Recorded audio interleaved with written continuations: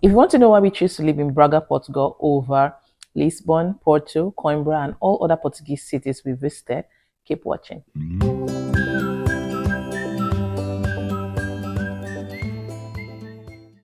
Hi people, I'm here again. If you're new here, my name is Moy Douglas, and on this space I share mostly informative content around my perspective and experiences as an African expat living in the EU. So if you would not mind, kindly click on the subscribe button and the notification bell and give this video a thumbs up, and also watch other videos on the channel as well. Thank you.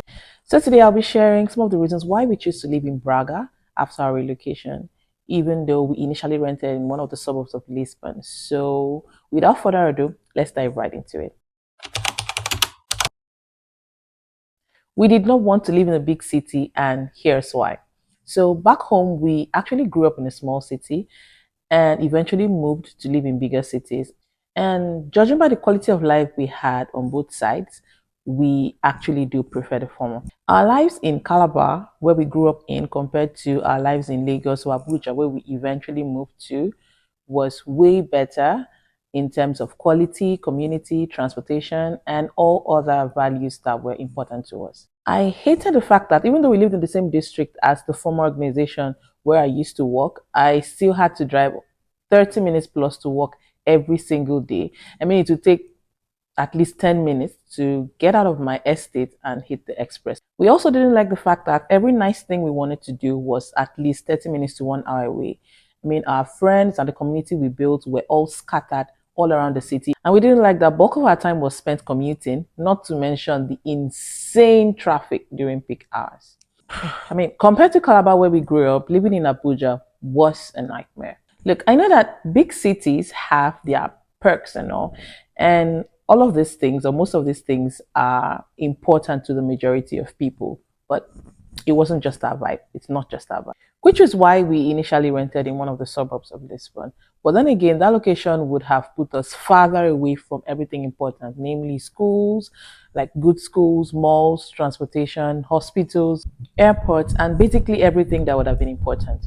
So we visited Lisbon and Porto, and both cities didn't work for us. So it was at that point we decided to, research other cities we could live in with, our top criteria in mind.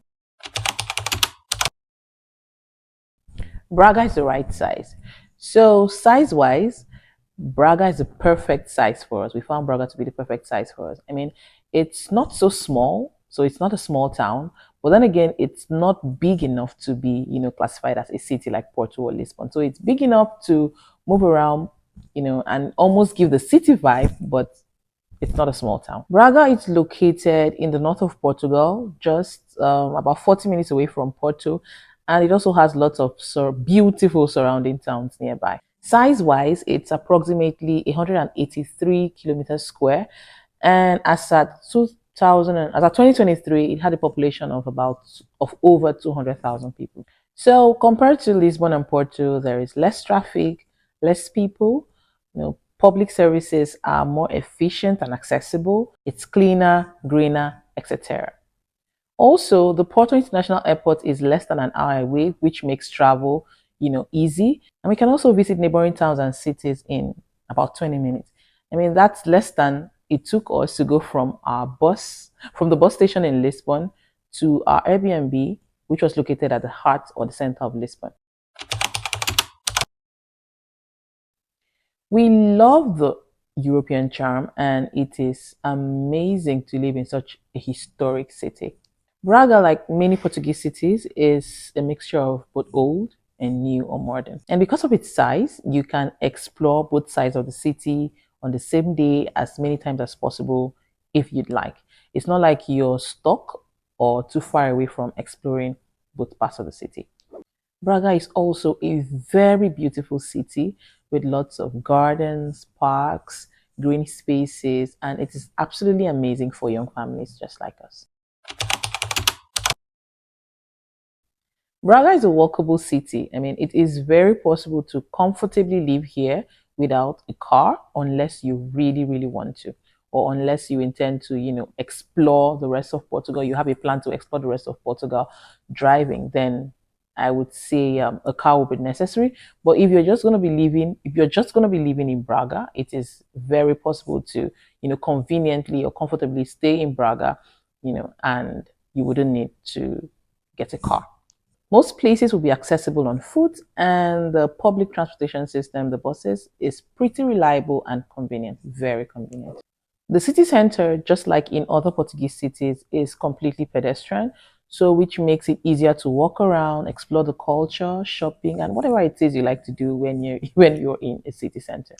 And like I mentioned earlier, it is really beautiful with lots of flower gardens and parks. And it would take a little bit of self control not to sit back at a cafe or even just by one of the gardens to, take in the beauty, especially on a sunny day.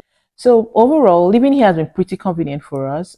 It's a 10 minutes walk from our house to a grocery store or to a huge mall with a grocery store and lots of other shopping options.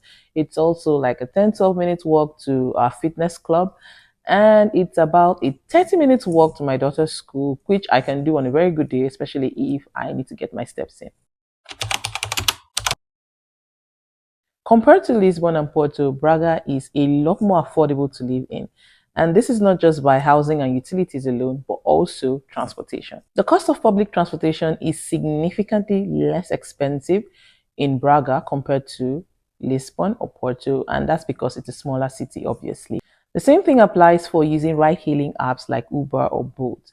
It costs us around 3 to 7 euros per trip here in Braga, and 7 euros if we're going, farther out of the city. Whereas it costs us about 20 euros for a single trip of about 20 minutes within Lisbon. And truthfully, that is more than what it cost us to visit a neighboring town using Bolt, and that was Barcelos. So bottom line is rent, utilities, and transportation are more affordable in Braga, and these differences add up financially.